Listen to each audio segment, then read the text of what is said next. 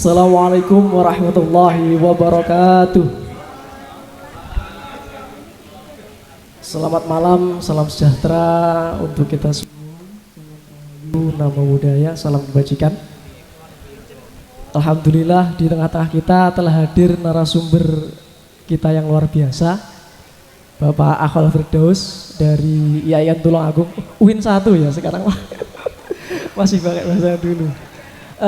Beliau ini juga merupakan direktur dari Institute for Javanese Islamic Research gitu. Yang telah hadir di tengah-tengah kita juga dari Sekretariat Nasional ada Mas Yuska dan Mas Imam, dan juga dari Presidium Gus Durian Jawa Timur. Dan juga di tengah-tengah kita dari tadi ada DPRD Kabupaten Trenggalek dari Pak Amin Tohari, dan juga yang kami hormati Mbah Lurah Waya Muhammad Edi, sama dengan nama dari Seknas tadi ya. Jadi ini agak santai aja ya. Jadi saya nanti sistemnya adalah ada dimohon untuk pemaparan dengan katanya. Nah, terus kemudian nanti ada tanggapan atau tanya jawab dari para hadirin yang semua. Sebagaimana tema, jadi tema kita adalah Gus Dur untuk Indonesia adil dan setara. Jadi Gus Dur 13 tahun yang lalu telah meninggalkan kita semua, tapi namun berpulang gitu bahasanya ya, tidak meninggalkan kita. Jadi telah mewariskan beberapa nilai-nilai, diantaranya ada 9 nilai Gus Dur. Jadi tapi dalam malam ini tema kita adalah Gus Dur untuk Indonesia adil dan setara. Karena sebagaimana yang diungkapkan oleh Gus Dur, perdamaian tanpa keadilan adalah ilusi gitu ya.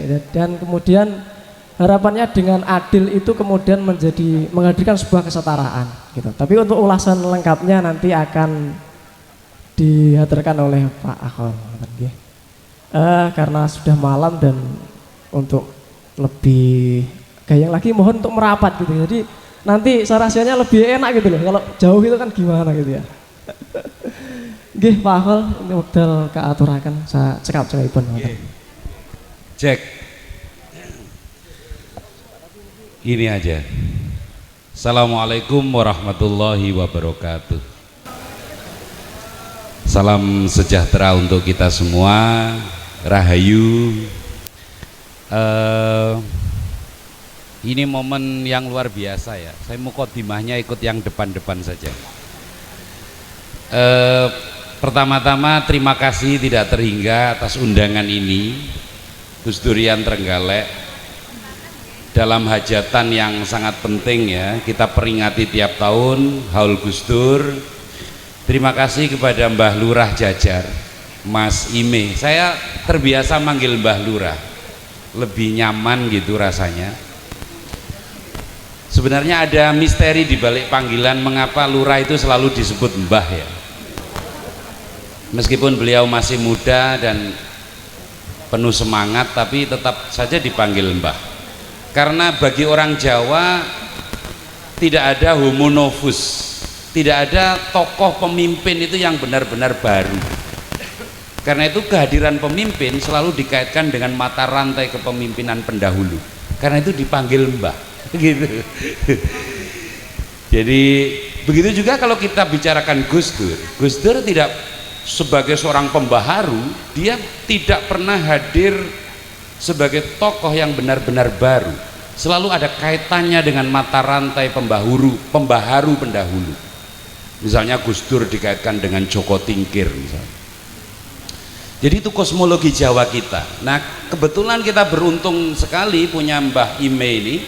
Selain beliau representasi dari pemimpin yang dipenuhi kebijaksanaan dari masa lalu gitu. Saya mengikuti berbagai sosial media beliau, terutama Facebooknya Mbah Ime Umbokarno gitu. Dan bagi saya termasuk jenis lurah yang sangat progresif. Tepuk tangan untuk beliau dong. Karena itu saya sayangnya warganya sudah buyar ya.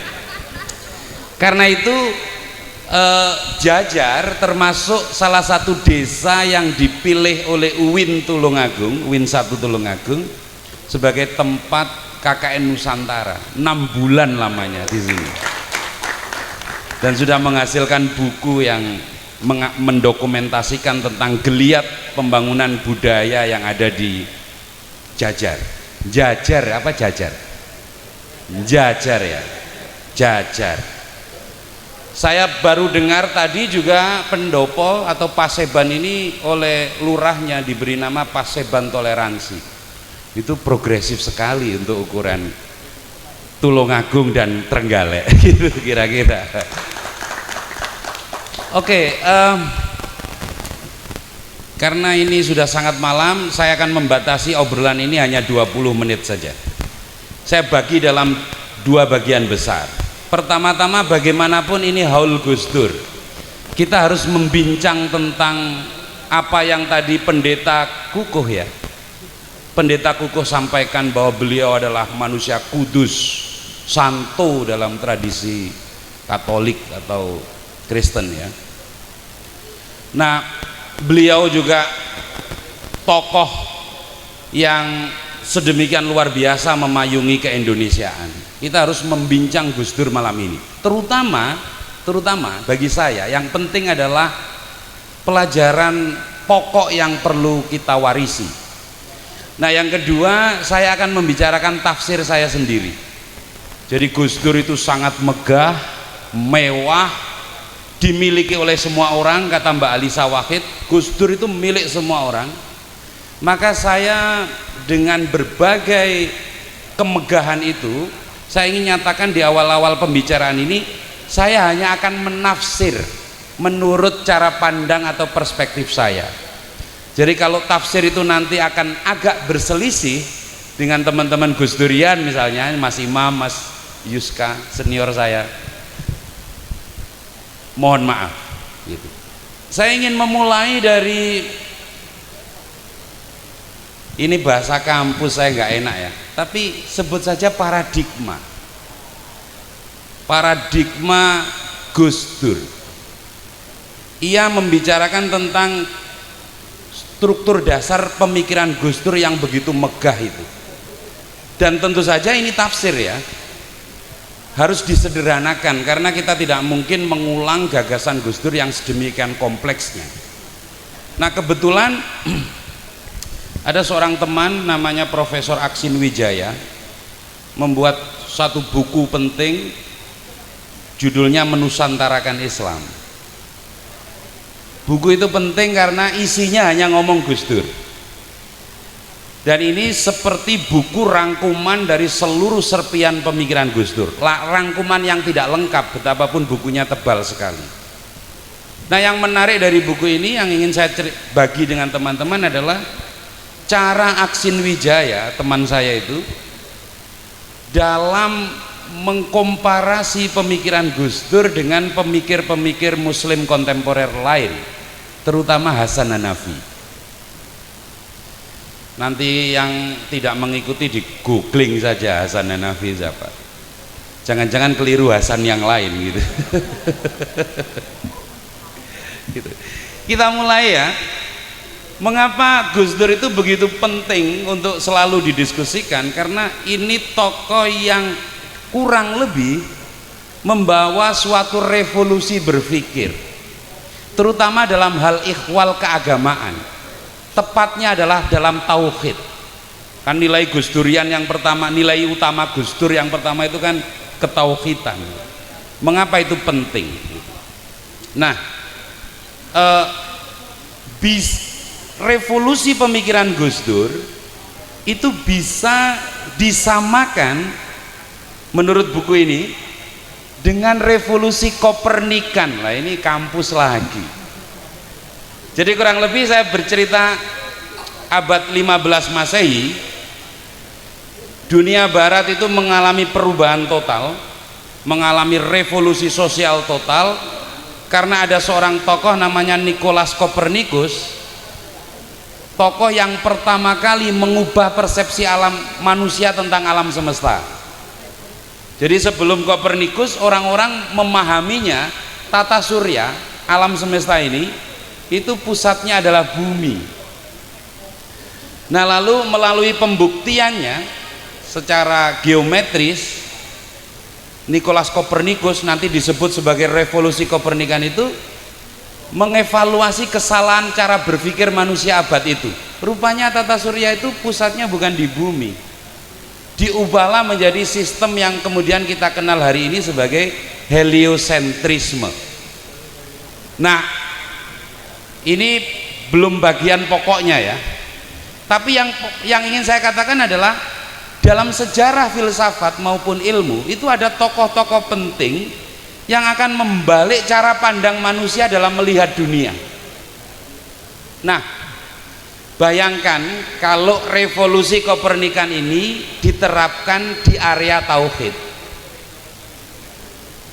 Kurang lebih kalau hal ikhwal ketauhidan dulu, sebelum ada tokoh semisal Hasan Hanafi, dan nanti akan kita menemukan tonggaknya pada pemikiran Gus Dur, itu orang memahami tauhid itu untuk Tuhan. Jadi kesaksian-kesaksian manusia tentang keesaan Tuhan dan kesaksian tentang kenabian Muhammad itu seluruh orientasinya adalah dalam rangka Tuhan. Nah, dengan menerapkan teori atau revolusi Kopernikan dalam hal ikhwal tauhid atau ketauhidan, Gus Dur itu mengajari kita suatu pandangan baru. Tauhid itu sama sekali tidak dalam rangka Tuhan. Itu mengapa dalam quote-nya yang abadi Gus Dur bilang Tuhan itu memang tidak perlu dibela sama sekali. Tauhid itu menurut paradigma Gus Dur itu justru dalam rangka manusia, dalam rangka menciptakan keadilan untuk manusia, dalam rangka menciptakan kesetaraan manusia untuk semua jenis manusia. Saya ingin katakan mengapa pandangan Gus Dur itu sangat revolusioner. Salah satunya adalah karena Gus Dur lah orang yang begitu berani membalik seluruh orientasi kognitif kita, pandangan kita, bahwa bertauhid dalam rangkanya adalah dalam rangka kemanusiaan. Itu yang pertama.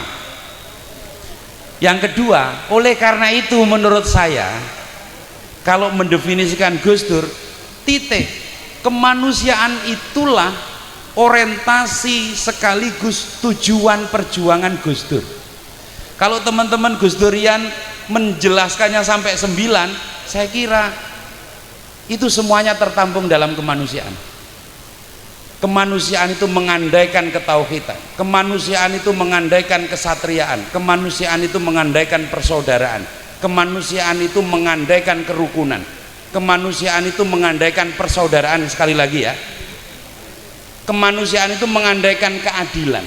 Jadi menurut saya kalau kita membincang Gus Dur hari ini, bagi saya temanya persis keadilan, kesetaraan untuk semua jenis manusia. Itulah perjuangan Gus Dur. Bukan berarti nilai 9 itu perlu dievaluasi. Saya kira itu juga mencocok-cocokkan dengan bintangnya NO yang 9 itu jumlahnya. Jadi menurut saya ya kemanusiaan itu titik, tidak pakai koma. Perjuangan Gus Dur itu adalah perjuangan kemanusiaan. Saya bersyukur misalnya dalam beberapa kali haul awal 7 harinya Gus Dur, 40 harinya Gus Dur, saya berkesempatan hadir langsung di Tebu Ireng dan menyaksikan langsung kesaksian teman dekat beliau. Teman-teman sudah pasti tahu Gus Mus ya, Kiai Haji Mustafa Bisri, yang tidak pernah bosan menceritakan tentang kekudusan Gus Dur.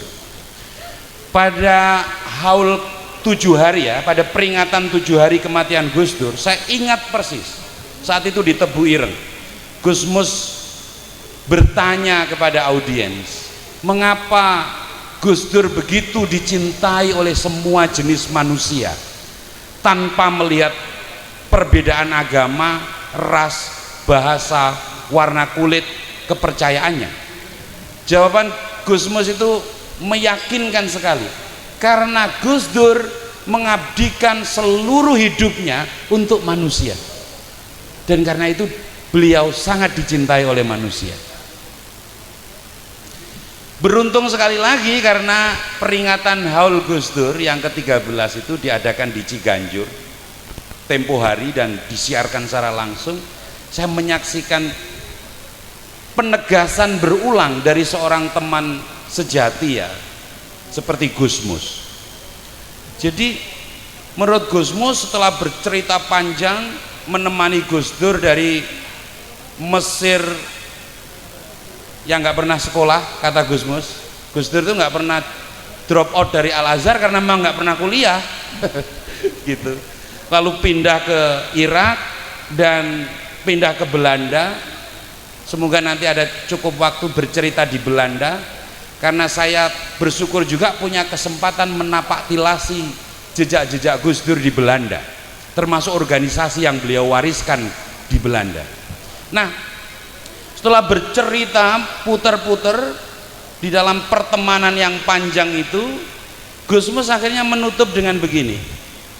Bagi Gus Dur, muda ya, memikirkan NU, memikirkan reformasi di tubuh Nahdlatul Ulama, itu sebenarnya hanyalah sarana. Nah, ini yang perlu teman-teman NU dan lembaga-lembaga banomnya itu mengerti. NU itu bukan tujuan, NU itu hanyalah sarana untuk Indonesia. Masih ditegaskan lagi oleh Gus Mus, Indonesia itu pun hanyalah sarana untuk apa? Untuk kemanusiaan. Jadi Bapak Ibu yang saya hormati, teman-teman muda lintas agama, teman-teman kepercayaan, dengan merangkum semua itu tadi, saya menjadi sangat percaya bahwa kemuliaan Gus Dur, kekudusan Gus Dur itu karena menotalkan seluruh hidupnya dalam perjuangan kemanusiaan. NU itu sarana, Indonesia itu sarana, bahkan mungkin agama itu adalah sarana untuk mewujudkan keadilan dan kesetaraan bagi sesama manusia.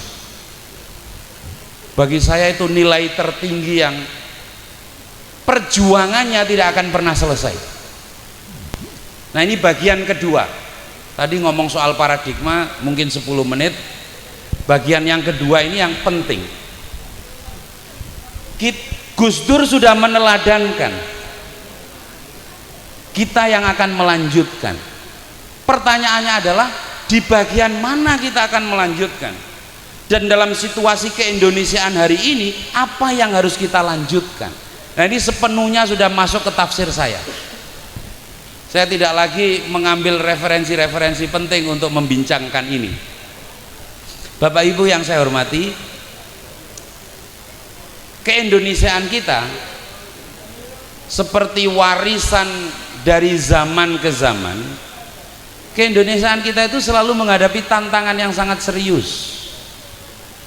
Gus Dur pernah bilang ya, kita ini sudah berbangsa selama ratusan tahun tanpa bentuk, tanpa nama, tapi hanya cukup dipayungi oleh satu moto, namanya Bhinneka Tunggal Ika. Tentu Gus Dur tidak ngomong detail ya. Yang ingin saya katakan adalah komitmen kebangsaan kita kalau mengikuti Gus Dur adalah komitmen Bhinneka Tunggal Ika. Dan karena itu keindonesiaan kita itu selalu di dalam situasi yang dinamis. Kita tidak pernah bisa mempersepsi keindonesiaan itu sebagai sesuatu yang jadi mapan. Jadi kalau hari ini kita menyaksikan teman-teman GKJW sangat gayeng, menyanyi dengan gayeng, teman-teman Katolik mungkin ikut bergabung, teman-teman kepercayaan ikut menjadi bagian, itu terjadi di Desa Jajar, di Trenggalek. Ini belum menjadi miniatur Indonesia. Catatan itu, yang terpenting itu. Indonesia itu selalu dalam dinamika tarik ulur perjuangan mewujudkan Bhinneka Tunggal Ika, dan karena itu, karena perjuangan, maka nah ini yang penting, keadilan, kesetaraan untuk semua jenis agama, semua jenis ras dan bahasa itu adalah suatu cita-cita, bukan kondisi aktual yang mapan. Karena sebagai cita-cita maka dia selalu menuntut perjuangan. Nah, saya itu mengakui toleransi di sini Mbah Imo, Mbah Ime. Saya senang sekali mengapa teman-teman bisa begitu membaur.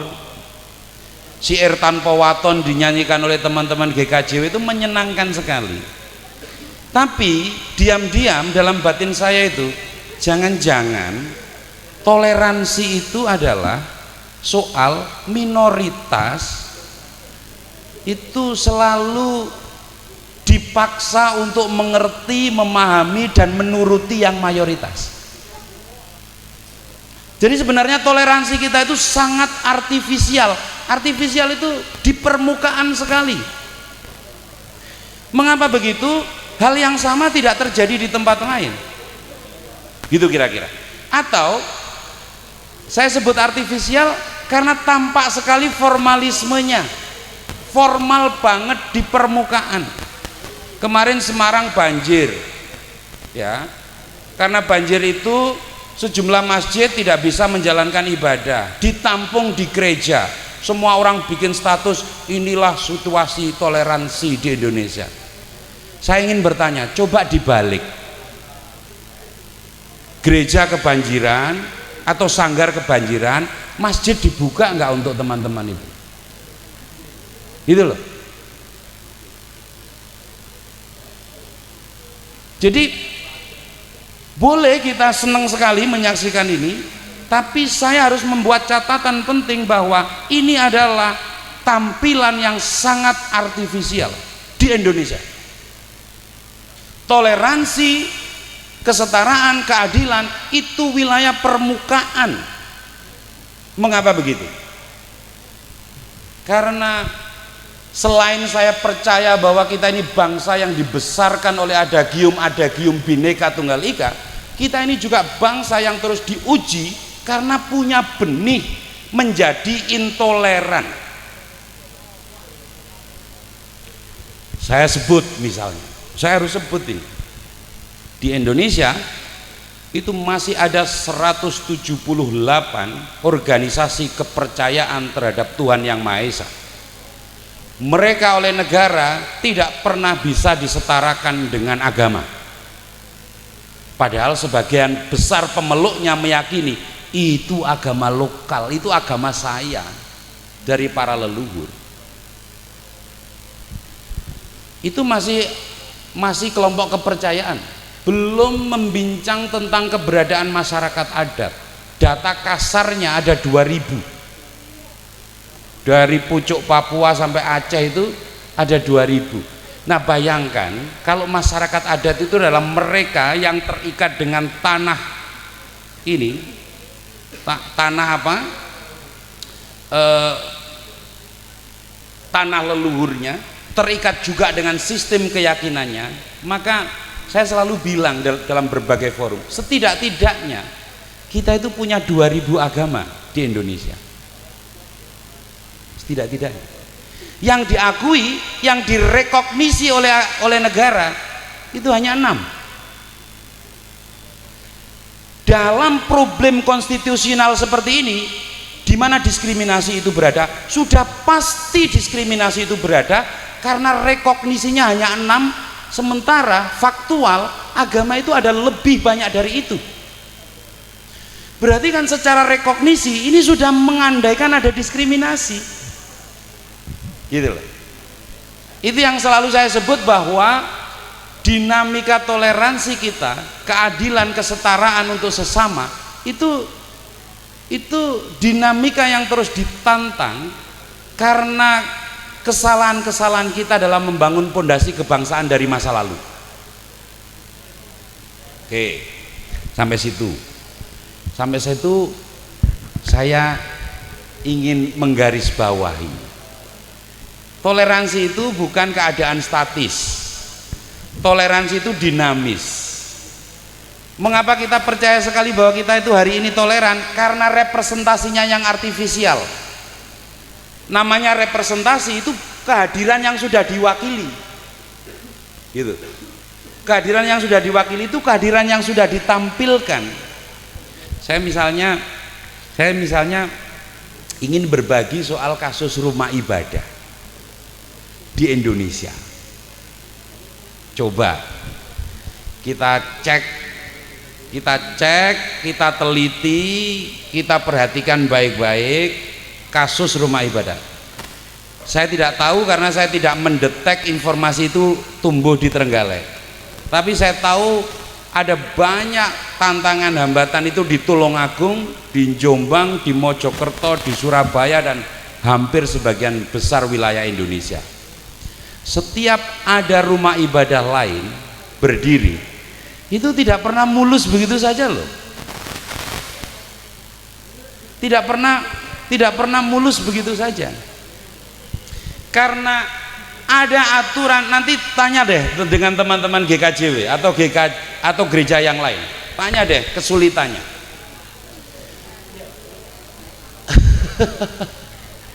Jadi soal rumah ibadah, dan nanti ini menjadi, saya kira karena ini tayangan live streaming terdokumentasi, nanti selalu bisa dicek.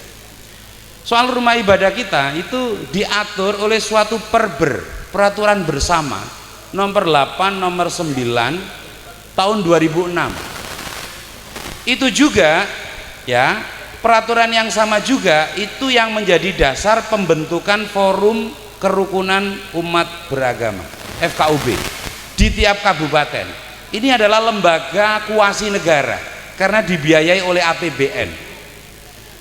Di Trenggalek, di berbagai kabupaten ada FKUB. Nah, biasanya komposisinya saja itu sudah bermasalah. Misalnya representasi dari Islam itu 50% dari total agama. Bayangkan kalau ngambil voting, misalnya ada suatu usulan pendirian rumah ibadah, entah GKJW, entah rumah ibadah yang lain, pura atau rumah ibadah yang lain, diproses di FKUB. Sementara FKUB itu adalah satu-satunya lembaga yang memberikan rekomendasi, ya, rumah ibadah tersebut bisa nggak diproses IMB-nya. Kalau voting sudah pasti gereja itu kalah. Kita mau tutupi model apapun, inilah yang terjadi dalam regulasi rumah ibadah di Indonesia. Karena itu larangan pendirian, penolakan, bahkan penyerangan terhadap rumah ibadah itu terus terjadi mewarnai kehidupan beragama kita. Tahun 2013 sampai 2018 itu teman-teman yang melakukan advokasi pada isu kebebasan beragama berkeyakinan di Indonesia itu mencatat sebagai tahun paling buram situasi keberagaman di Indonesia. Mengapa? Karena ada ratusan rumah ibadah yang dilarang berdiri, sebagiannya dihambat, diprotes, sebagiannya diserang. Misalnya di Aceh Singkil itu ada 20 gereja yang dirobohkan bersama-sama. Aceh Singkil jauh banget itu seolah-olah itu kan Aceh Singkil, kita kan baik-baik saja. Di Ndampit Malang itu ada gereja yang dirobohkan dan disaksikan oleh pejabat dan masyarakat. Saya kira kalau dilanjut itu bisa nyerempet kemana-mana. Di Tulungagung itu ada pura yang 10 tahun tidak bisa berdiri karena ditolak. Dan saya mohon maaf ya, yang menolak saudara kita sendiri, yang membawa banner toleransi Gus Dur itu. Jadi lalu apa sebenarnya Sebenarnya dengan begitu nilai-nilai Gus Durian itu masih jauh panggang dari api.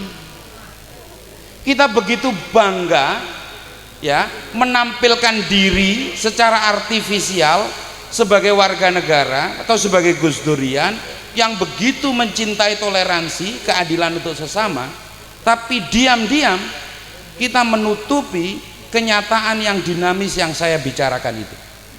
Kalau kita itu disebut bangsa toleran, kita juga nggak mau dan marah. Karena itu secara psikologis ingin saya katakan, dan ini penting, kita itu kalau diolok intoleran marah, tapi kita tidak cukup memiliki modal, ya, tidak cukup mengerahkan sumber daya kita untuk menciptakan situasi yang benar-benar adil. Jadi kalau kita ini wajah kita diolok bopeng dan jelek, marah, tapi kita tidak mengeluarkan uang untuk memake over wajah kita supaya lebih cantik atau lebih tampan. Dalam konteks itu, Mbah Ime, Mas Yuska, para sepuh, para pini sepuh yang saya hormati, saya ingin katakan kita ini anak-anak ideologis Gus Dur. Kita begitu bangga dengan nilai-nilai yang diwariskan Gus Dur. Saya kasih koma, jangan pernah lupa, itu jangan dititik ya, toleransi Gus Dur itu jangan dititik, di koma.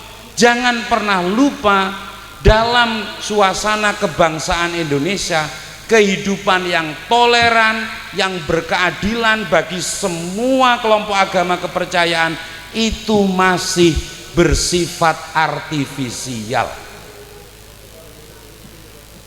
Karena itu perjuangannya masih sangat panjang.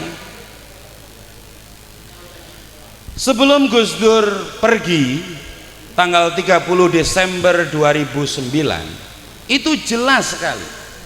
Ini mulai jarang diceritakan orang. Gus Dur itu mencatatkan namanya di urutan pertama tokoh yang melakukan gugatan terhadap Undang-Undang Nomor 1 PNPS 1965. Tentang apa itu? Tentang penodaan agama.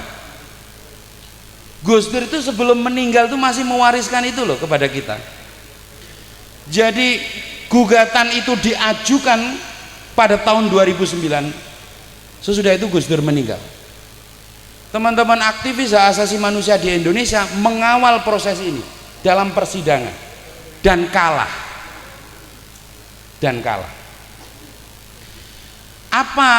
Apa yang penting dari undang-undang ini? Undang-undang Nomor 1 tahun PNPS, penetapan presiden tahun 65, itu adalah undang-undang yang oleh para aktivis hak asasi manusia di Indonesia dilihat sebagai pangkal atau problem hulu dari semua jenis kasus penyesatan yang terjadi di Indonesia. Dan jangan salah, kasus-kasus penyesatan itu sampai hari ini terjadi. Klimaksnya, peak season, masa puncaknya itu tentu di tahun 2013 sampai tahun 2018.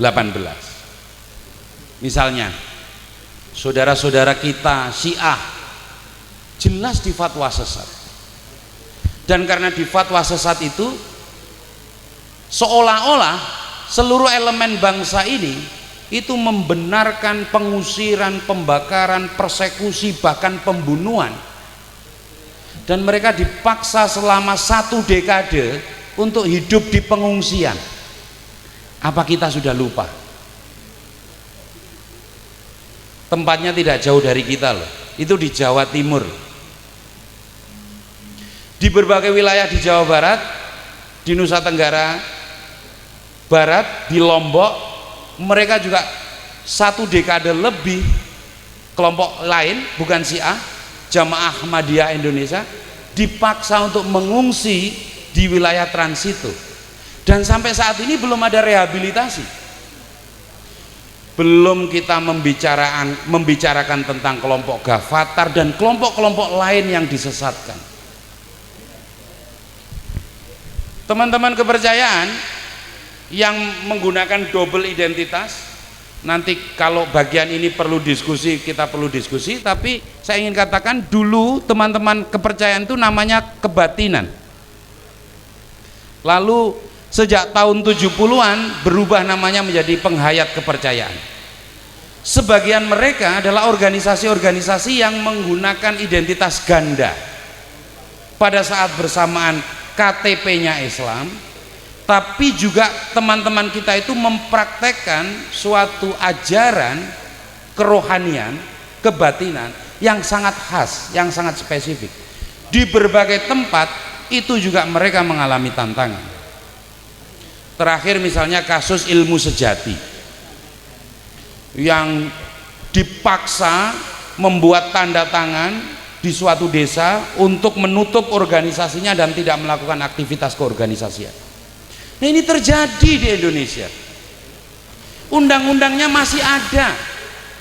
Betapapun Gus Dur mencatatkan dirinya sebagai penggugat di urutan pertama, nomor pertama, tapi hal yang perlu kita catat sebagai anak-anak ideologis Gus Dur adalah undang-undang yang menstimulus atau men-trigger terjadinya praktek-praktek persekusi, praktek-praktek diskriminasi terhadap kelompok minoritas itu masih ada, masih belum dicabut, dan perjuangan sosial ke arah sana pun semakin hari semakin berat. Jadi endingnya, nah ini yang terpenting, saya sudah melampaui jam. Endingnya menurut saya percaya dan menjadi bersyukur karena menjadi bagian dari gerakan sosial yang mewarisi spirit Gus Dur.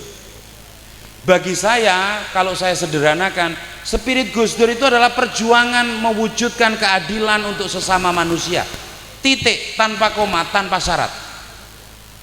Orang tidak peduli agamanya apa, rasnya apa, bahasanya apa, punya hak untuk hidup setara dalam situasi keadilan dalam kebangsaan Indonesia. Dan itu bagi saya adalah pekerjaan yang tidak pernah selesai. Selain kita mewarisi spirit sebagai bangsa yang Bhinneka Tunggal Ika, kita juga mewarisi berbagai benih intoleransi dan diskriminasi. Diskriminasi itu hidup dan terus menjelma dalam berbagai wujud sampai hari ini, dan itulah makna penting mengapa Gus Durian itu ada.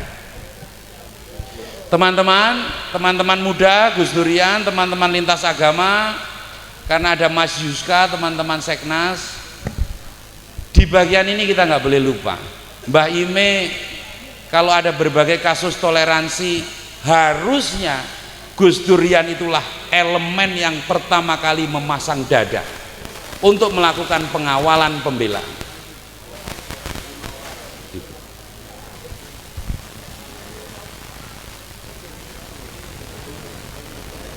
Saya closing, saya tutup. Saya ini tidak pernah dikaruniai seumur hidup bisa bertemu Gus Dur. Mungkin karena usia. Saya di usia menjadi aktivis itu Gus Dur sudah menjadi presiden.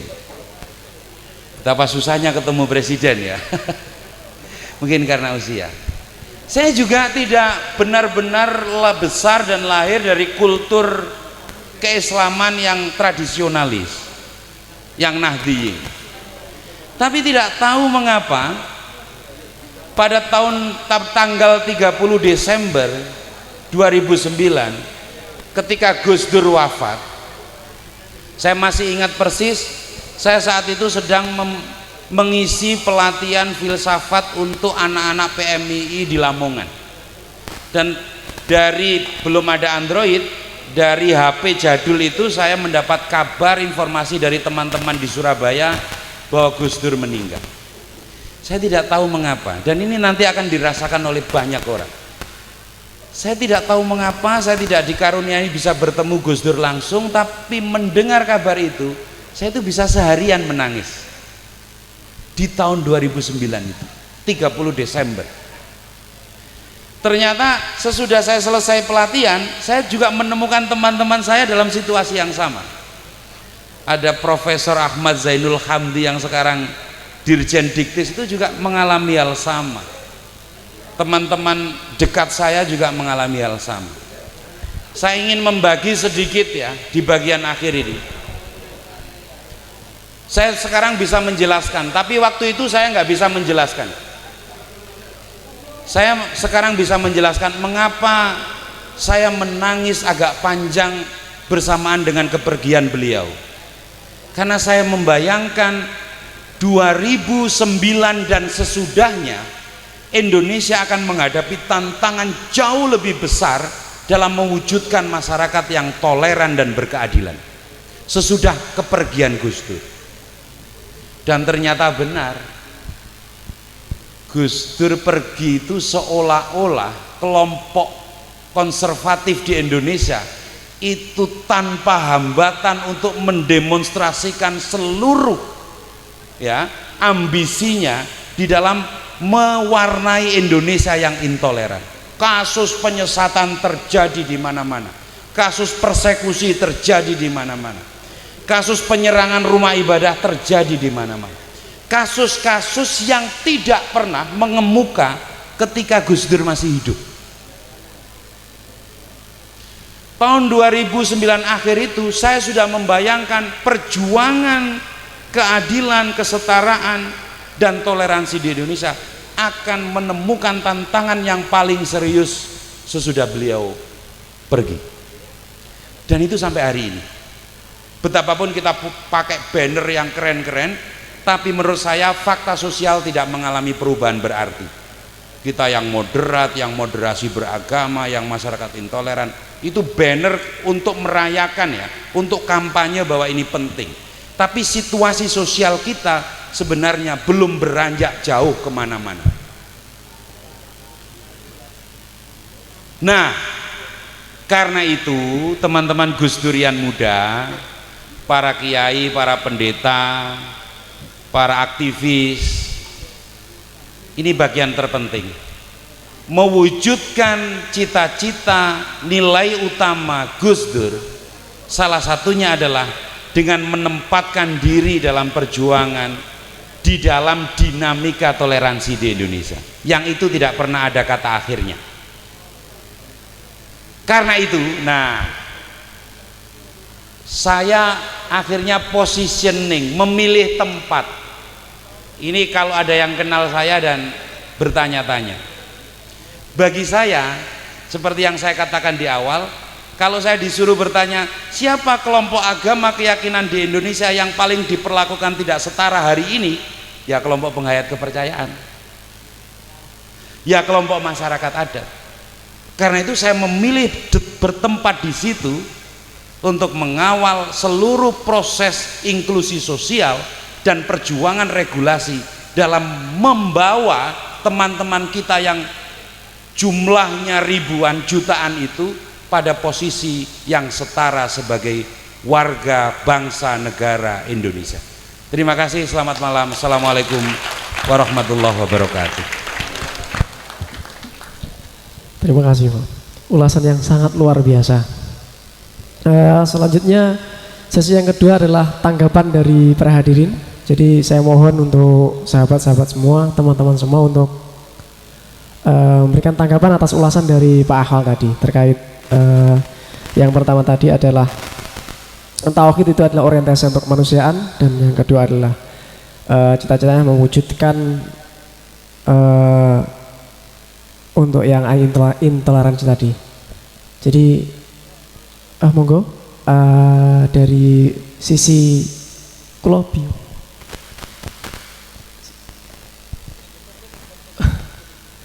Dari sisi samping maupun sisi depan.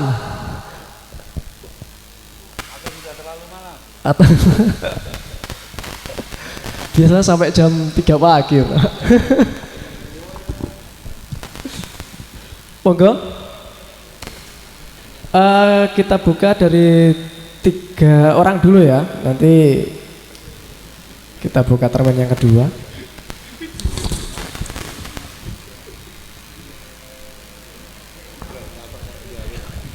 dari sebelah kiri. Oke, monggo Pak Aziz. Mboten anu toh. Mboten cekap. Radi majeng mawon, mboten cekap anu nih, mic-nya. Monggo. Assalamualaikum warahmatullahi wabarakatuh. Luar biasa yang dipaparkan oleh Pak Akmal tadi.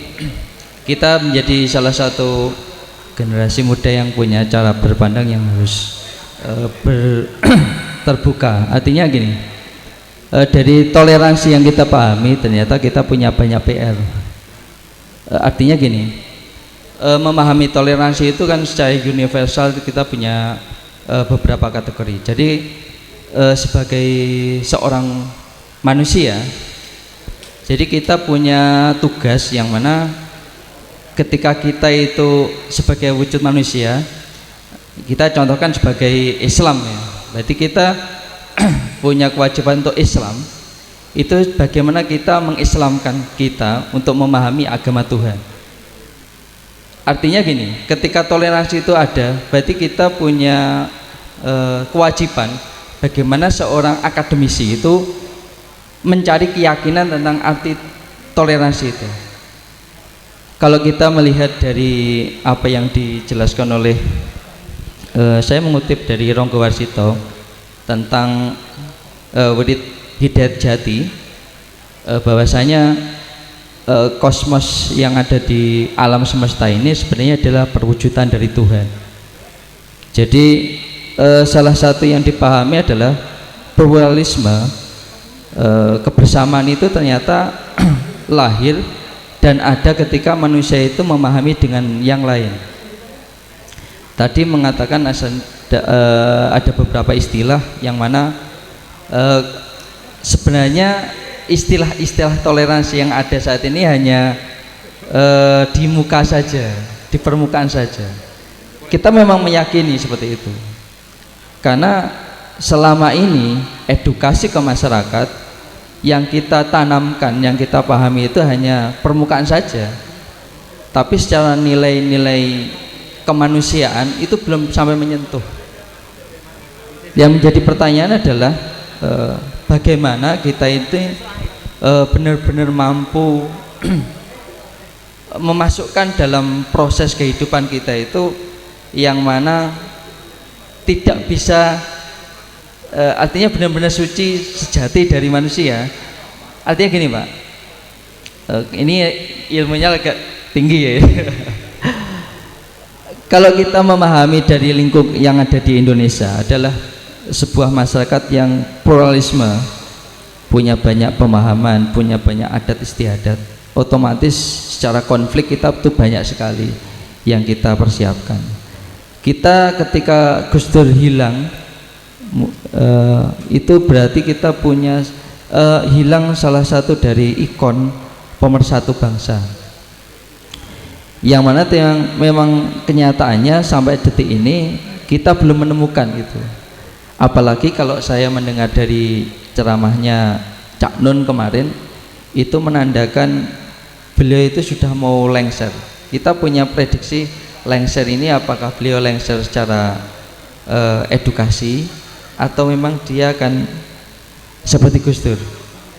Ini adalah kehilangan beberapa tokoh lagi, dan sampai detik ini secara pendidikan kita belum menemukan apa dan bagaimana tokoh-tokoh yang harus disiapkan.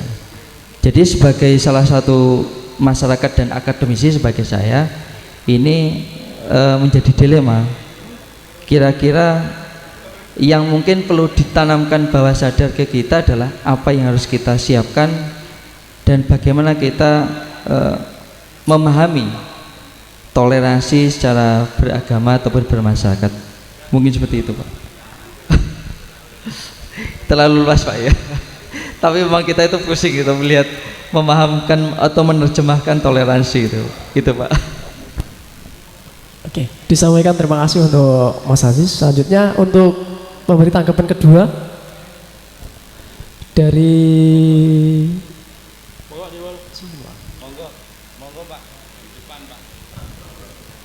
monggo, mic-nya ada di depan.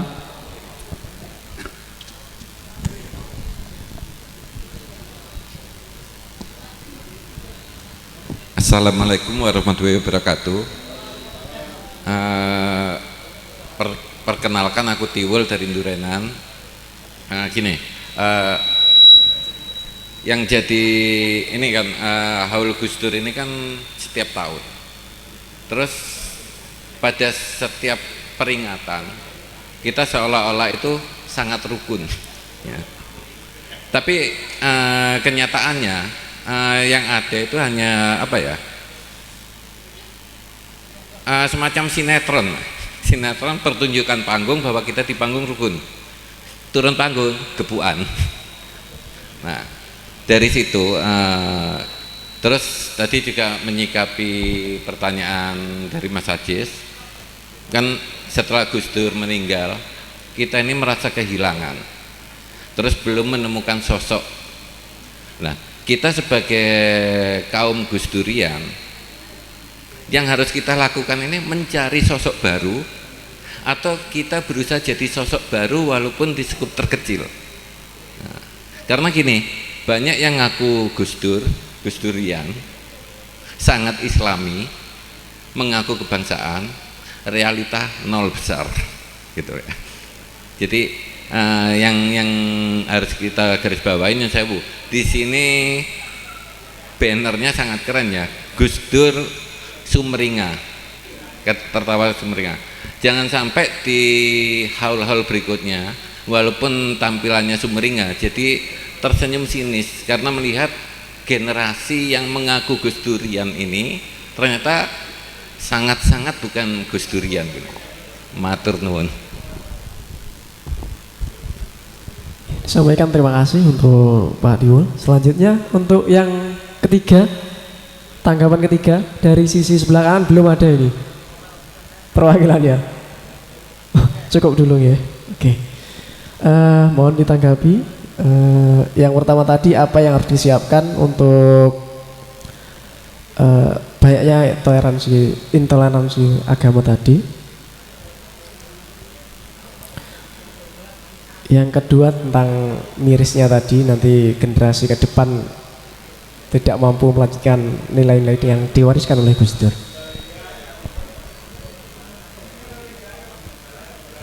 Semoga waktunya tidak terlalu ini ya, sudah jam 12 sampai isu gak apa-apa ya. Terima kasih Mas Aziz, terima kasih Pak Tiwul. Saya tidak melihatnya sebagai pertanyaan, tapi sebagai kesaksian saja.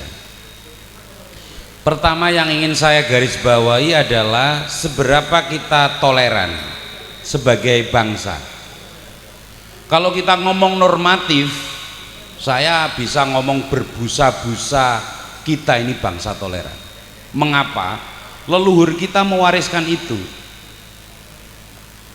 Bujangga-bujangga kita mewariskan itu. Kemarin saya berbicara di hadapan masyarakat Tulungagung dalam peringatan Serada Agung ribuan orang.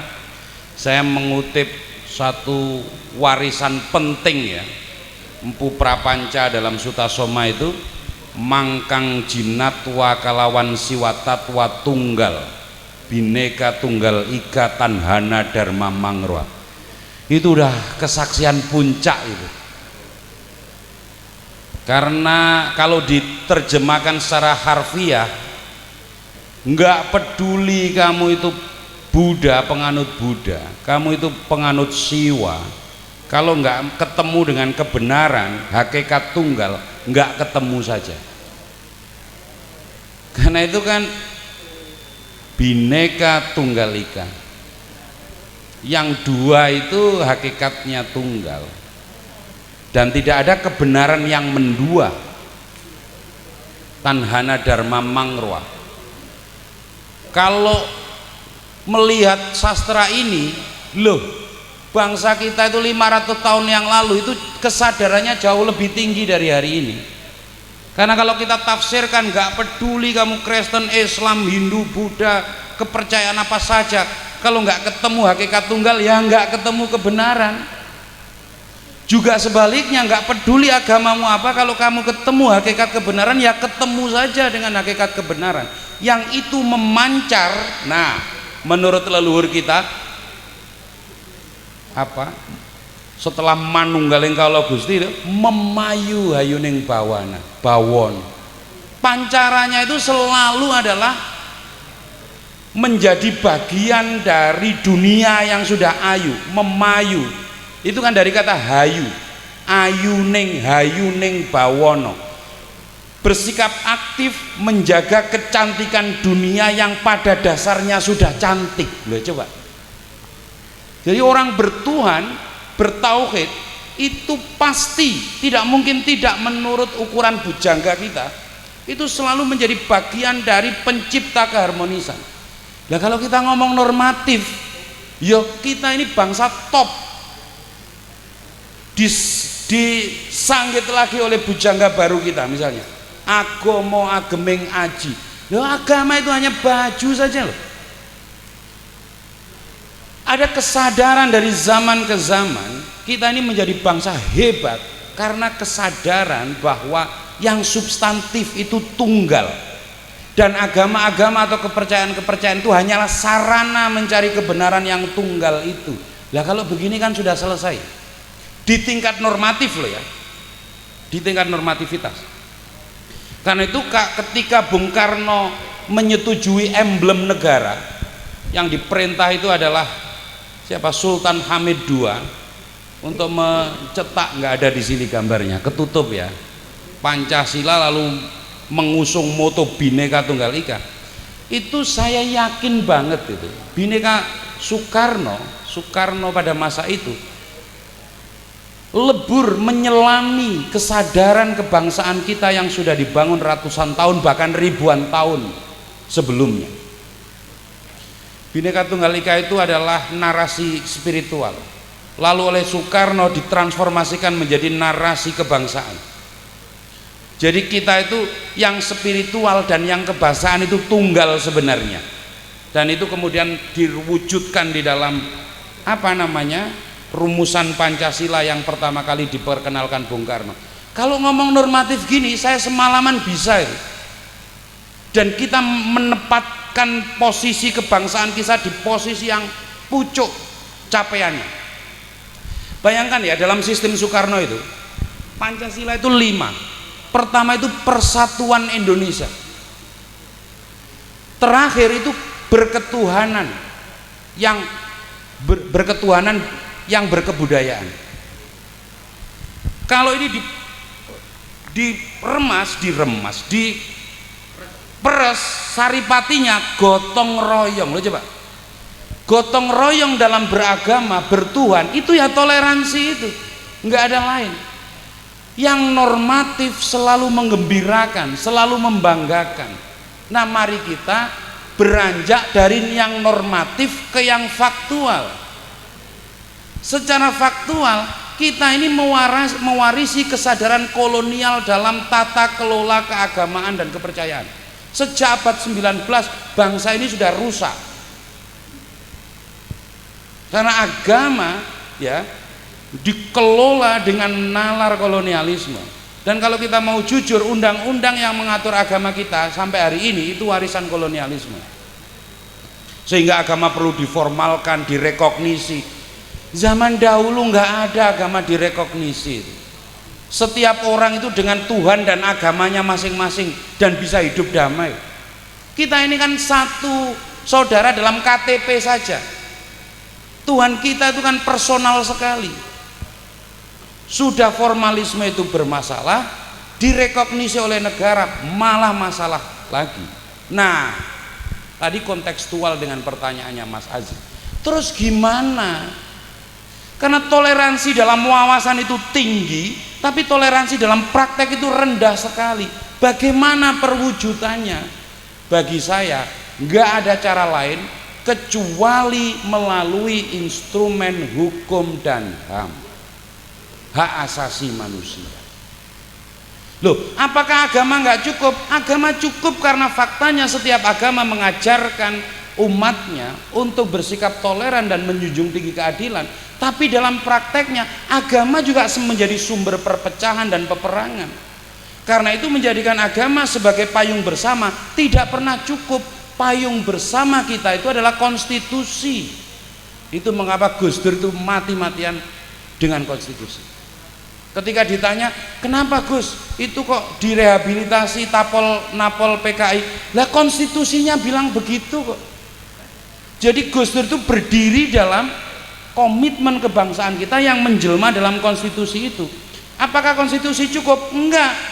Ada perjanjian universal yang kita sepakati bersama, itu adalah bentuknya piagam pengakuan terhadap dignity, kemartabatan manusia, namanya piagam hak asasi manusia, deklarasi universal, yang turunannya itu adalah kovenan-kovenan yang menjamin hak sipil masyarakat, hak ekonomi sosial dan budaya setara.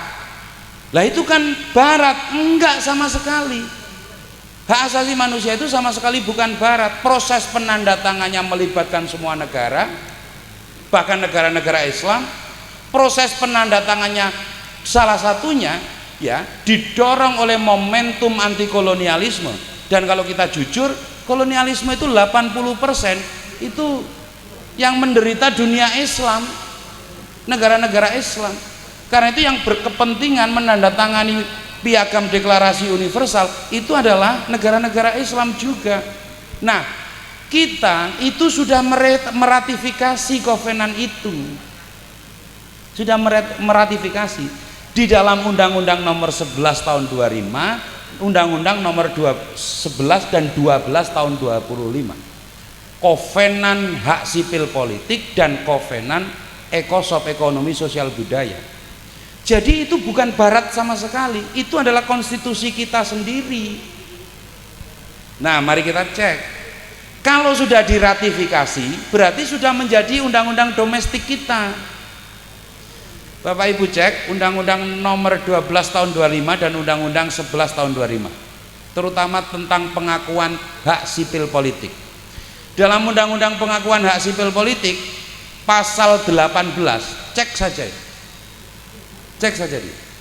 Setiap orang harus diakui hak kemerdekaannya dalam berpikir, berkeyakinan, beragama. Negara tidak bisa mengintervensi apapun. Coba itu.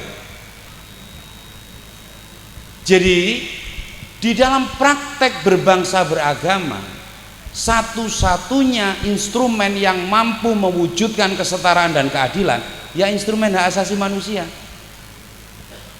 Itu menjelma dalam konstitusi kita, juga menjelma dalam berbagai perangkat perundang-undangan kita. Masalahnya masih satu lagi, komitmen untuk mewujudkan perlindungan hak asasi itu. Saya tuh heran pada peristiwa-peristiwa yang lalu, ketika gereja diserang masyarakat, dibongkar, itu ada polisi di sana, ada Forkominda di sana menyaksikan proses pembongkaran.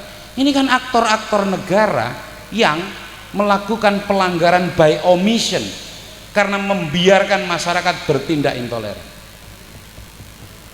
Jadi saya ingin kerucutkan, kalau nanti ngomong diskusi normatif, Bhinneka Tunggal Ika atau sastra yang lain, saya mau terlibat. Kalau menyelami sastra Jawa, adagium luhur yang kita warisi, kita sebagai bangsa itu berada di pucuk capaian toleransi kita. Bujangga-bujangga kita itu nyanggitnya luar biasa, mengilustrasikan bagaimana kehidupan agama harus dilalui itu luar biasa. Masalahnya itu tidak tembus di dalam praktek berbangsa bernegara. Faktor terbesar adalah sampai hari ini kita masih mewarisi tata kelola keagamaan yang diwariskan oleh sistem pemerintah kolonial Hindia Belanda, dan itu belum kita ubah secara radikal, belum banyak perubahannya. Nah, karena itu kehidupan beragama pasca revolusi 45 itu selalu dipenuhi masalah. Kalau nggak percaya, baca semua pendokumentasian tentang kasus agama sejak tahun 45, 55 sampai hari ini. Definisi agama pertama kali yang dirumuskan oleh waktu itu Depak, tempat saya bekerja, Itu bahkan Hindu itu nggak masuk sebagai agama. Karena itu masyarakat Bali protes. Jangankan kebatinan, kepercayaan, Hindu aja nggak masuk sebagai agama loh. Dan itu rekognisinya belakangan sesudah tahun 50. Jadi apa yang terjadi? Yang terjadi adalah kita ini mewarisi terlalu lama berbagai bentuk regulasi yang sudah mengakar, yang diterapkan oleh pemerintahan kolonial pada abad 19 Masehi soal tata kelola agama yang orang Jawa atau orang Nusantara nggak pernah kenal itu sepanjang sejarah. Dulu kita kenalnya ya ini seorang antropolog Australia namanya Rick Leff itu bilang tradisi sebelum abad 19 itu ya tradisi mistik sintesis. Orang itu bisa double bahkan triple identity. KTP kita saja Mas itu ada kolom agamanya itu baru sesudah tahun 65 loh. KTP dulu itu nggak ada kolom agamanya loh Mbak Ime. Itu baru sama sekali. Dan itu adalah satu pintu masuk yang terus menerus akan melahirkan diskriminasi. Bagaimana tidak? Ngurus BPJS pakai KTP, sekolah pakai KTP, kerja pakai KTP. Kalau KTP-nya sudah ditulis agama kepercayaan misalnya, itu pasti seketika di treatment secara berbeda. Yang itu artinya diskriminasi. Orang itu bisa nggak diterima kerja gara-gara agamanya. Orang nggak bisa mendapat layanan sosial gara-gara agamanya. Apakah itu terjadi sampai hari ini? Sampai hari ini terjadi. Tanya teman-teman kepercayaan itu kalau nggak percaya. Anak-anak yang sekolah sekedar milih agamanya apa, itu jadi urusan serius di sekolah. Jadi urusan serius di sekolah.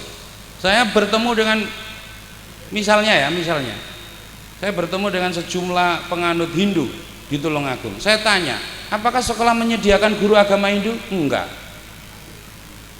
Bhinneka Tunggal Ika dari mana kita ini? Itu belum anak-anaknya kelompok kepercayaan loh. Di sekolah dipaksa memilih pendidikan agama Islam. Bayangkan ini. Terus ngene ngaku bhinneka piye coba?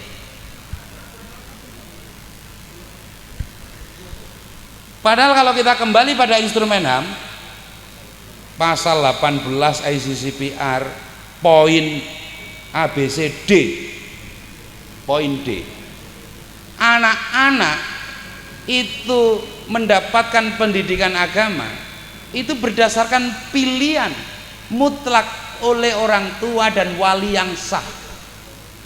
Harusnya kalau sekolah kita ini toleran, anak-anak penganut kepercayaan itu di sekolah disediakan guru kepercayaan. Oke, misalnya di Tulungagung atau di Blitar atau di Trenggalek, sekolah-sekolah yang ada siswa minoritasnya nggak tersedia guru, ya. Saya pergi ke NTT, saya tanya, kelompok Islam itu apa ada guru agama Islamnya? Nggak ada. Berarti toleransi kita itu benar-benar menurut ukuran mayoritas di suatu tempat. Kalau tempatnya mayoritas Kristen, ya toleransi itu menurut selera Kristen. Dan agama negara mengajarkan itu, bayangkan. Saya kerucut ya. Di level normatif kita mewarisi ajaran-ajaran kebinekaan yang tertinggi. Bahkan pondasi ke negara kita, kebangsaan kita itu dibangun di atas prinsip Bhinneka Tunggal Ika. Kita bisa ngomong panjang soal nilai-nilai utama itu. Tapi dalam praktek bernegara, ini praktek yang tidak bisa didikte atau dikontrol oleh filosofi Bhinneka Tunggal Ika. Ini praktek yang ditentukan sepenuhnya oleh kontestasi masyarakat, kontestasi politik. Praktek diskriminasi akan selalu potensial terjadi. Karena itu apa payung pelindungnya? Piranti pelindungnya satu-satunya adalah penegakan HAM, hukum dan HAM. Itulah payung untuk bersama. Semoga di bagian ini teman-teman Gus Durian nggak lupa, kalau ingin mewujudkan masyarakat toleran di Indonesia, berkeadilan di Indonesia, maka sarana advokasi atau jalur advokasi yang harus terus kita lakukan adalah mengontrol, mengawal perwujudan perlindungan HAM untuk setiap kelompok masyarakat. Kayaknya sih bagian ini sudah mulai tidak sangat populer di lingkungan Gus Durian, kalah dengan dana Gus Durian peduli.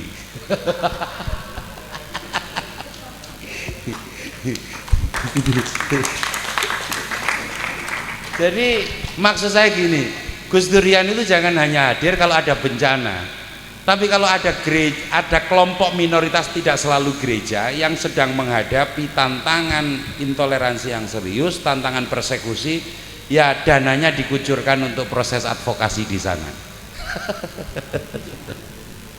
Sakar PDW. Oke, Pak Tiwul, terima kasih Pak karena tambahan perspektifnya. Mas Aziz, terima kasih. Dengan begitu saya kerucutkan menurut pertanyaan Pak Tiwul, apakah kita ini mengkrit tokoh baru, anak-anak yang bisa menjelmakan dirinya sebagai penerus Gus Dur? Kalau kita percaya siklus reformasi itu nunggu 100 tahun ya Pak. 100 tahun baru ada pembaharu ya. Nah ini baru 13 tahun, selak kita pergi nanti. Iya, kan siklus. Kalau Gus Dur ini taruhlah misalnya pembaharu ya, saya yakin itu wali misalnya, ya ini nunggu 100 tahun kas kan ya, selak ini wis mudar. Saya termasuk orang yang optimis dengan warisan. Yang berkumpul di sini, yang tersisa, belum lagi yang pulang yang melihat siaran streamingnya, saya kira mereka dalam berbagai kadar sudah mempersonifikasi dirinya sebagai individu yang mewarisi nilai-nilai utama. Jadi menjelmakan Gus Dur itu ya ke dalam diri, persis seperti yang dikatakan Pak Tiwul, di dalam lokus tempat kita berartikulasi. Kalau Mbah Ime sebagai Gus Durian yang bagaimana menjaga jajar ini sebagai desa toleran, harus dikawal bener itu. Di desa itu tantangannya tidak terlalu masalahnya. Belum ada kelompok yang begitu beragam dan belum ada kelompok-kelompok minoritas yang mengusulkan IMB rumah ibadah. Coba misalnya teman-teman GKJW yang ada di Jajar misalnya, seandainya ada 5-10 orang mengusulkan proses pendirian rumah ibadah, mesti mendapat tantangan. Nah itu kita kawal. Kan bagaimana kita itu mendaku diri toleran, tapi lingkungan kita itu seragam. Piye cara mengujinya? Gimana? Kalau kita itu nyemplung berada di tengah-tengah keragaman, sementara kita bersikap adil terhadap diri kita sendiri dan orang lain, itu baru teruji. Gitu. Nah, karena kita tidak selalu menghadapi ujian, maka menurut saya lokus itu menentukan. Kalau lokus desa selesai, lokus kecamatan. Kalau lokus kecamatan selesai, kabupaten.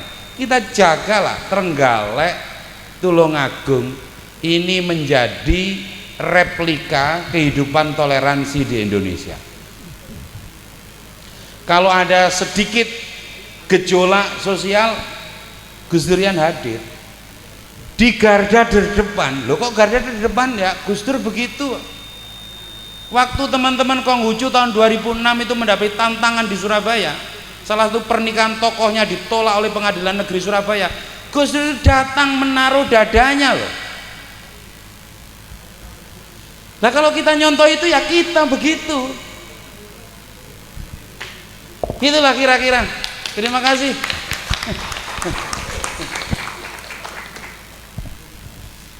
Begitu ya Pak Aziz. Mbak Diwol tadi. Jadi yang pertama tadi kok secara normatif memang kebinaan kita itu tidak kurang gitu ya referensinya. Tapi kalau secara faktual memang masih lemah sekali karena ya praktek bernegara kita yang warisan dari kolonialisme tadi.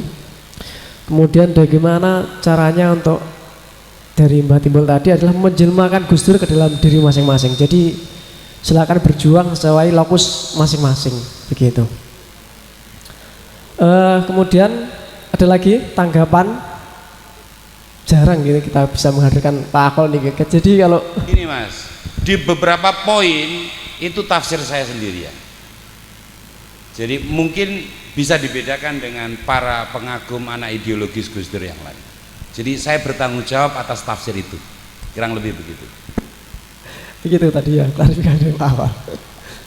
Monggo, jadi silakan untuk tanggapan yang termin kedua.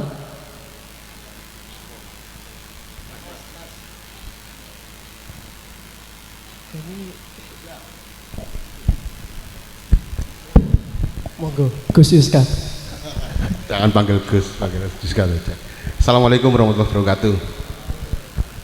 Saya membenarkan semua kalimat yang terucap dari bibir seorang sahabat dan mentor saya ini, Mas Akol Firdaus, bahwa memang fakta-fakta di masyarakat kita memang masih seperti itu, mulai dari tingkat menerima perbedaan, bersikap sportif, bahkan sampai pada keberanian untuk membela orang-orang yang tertindas. Nah, yang perlu saya garis bawahi adalah bahwa saya akan bercerita kembali bagaimana proses jaringan Gus Dur ini terbentuk sebenarnya.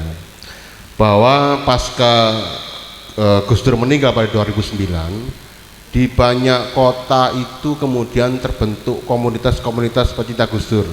Jadi bukan jaringan Gus Duran dulu, baru ada jaringan di seluruh kota. Tapi di kota-kota ini lahir dulu. Semuanya mengatasnamakan pecinta Gus Dur, penerus Gus Dur, pengagum Gus Dur. Nah, kemudian hal itu ditangkap oleh keluarga Ciganjur, putri-putri beliau dan juga Ibu Sinta, karena mereka merasa bahwa mayoritas orang-orang yang menyatakan sebagai pengagum Gus Dur ini adalah sekedar kagum, sekedar memitoskan, sekedar menganggap sebagai wali, datang ke makam minta berkah gitu ya. Nah, kemudian oleh keluarga Gus Dur itu dalam tanda kutip dimanfaatkan, bagaimana kalau kecintaan ini diisi dengan hal-hal yang bersifat pemikiran Gus Dur. Jadi tidak hanya memitoskan. Maka dari keluarga Gus Dur mengumpulkan para sahabat, para teman terdekat untuk merangkum apa sih yang sudah dikerjakan oleh Gus Dur selama masa hidup beliau. Maka lahirlah yang namanya 9 nilai pemikiran Gus Dur. Ada ketauhidan, ada kesetaraan, keadilan, persaudaraan, hingga pada kesatriaan, keberanian. Nah, hal-hal itulah yang kemudian terus disebarkan seoptimal mungkin dengan cara yang paling bisa dilakukan oleh banyak pihak. Memang pada beberapa tingkatan ada beberapa hal yang menjadi semacam karakter pilihan cara orang untuk meneruskan ajaran Gus Dur.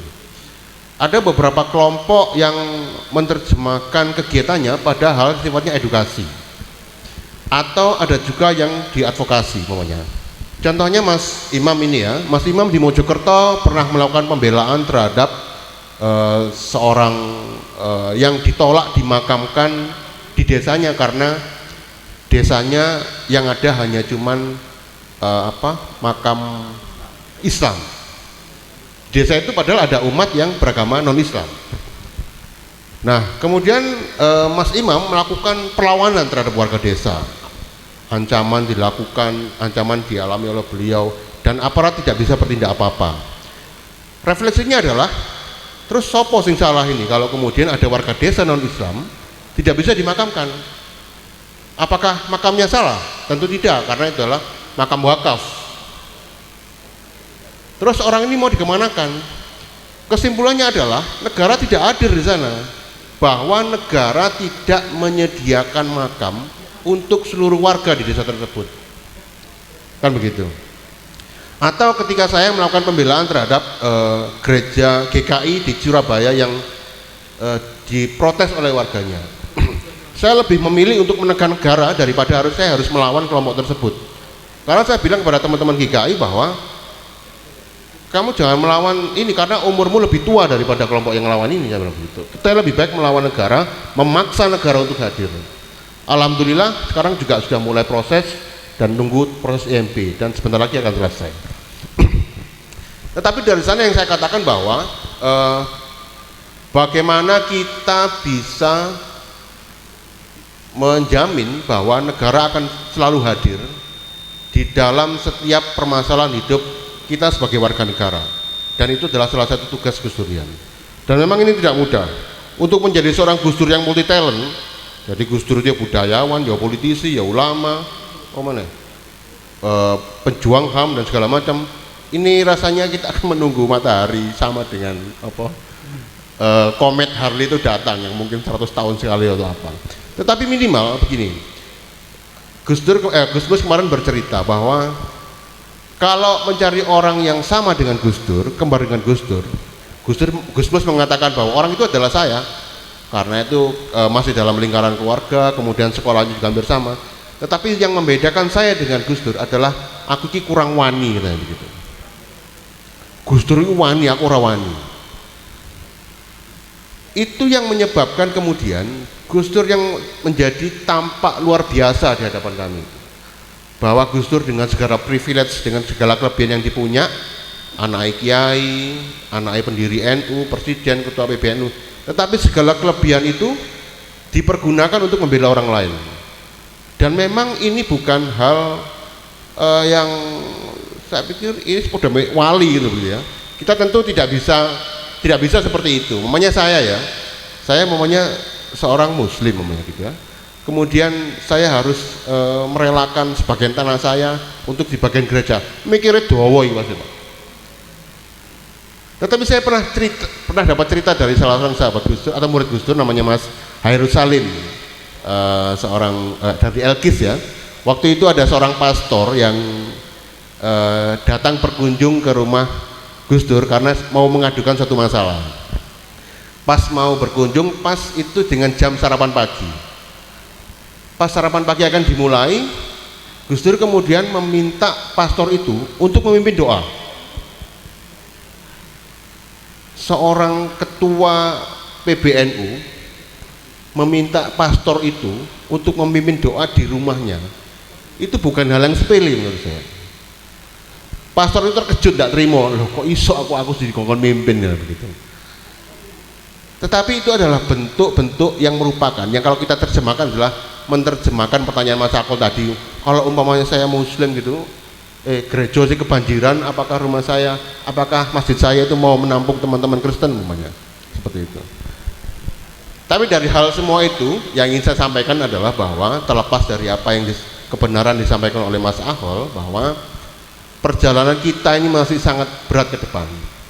Bagaimana kita bisa menetapkan kesepakatan, bagaimana kehidupan bangsa kita ini akan jadi bagaimana, itu adalah kesepakatan kita, keinginan kita yang harus kita wujudkan.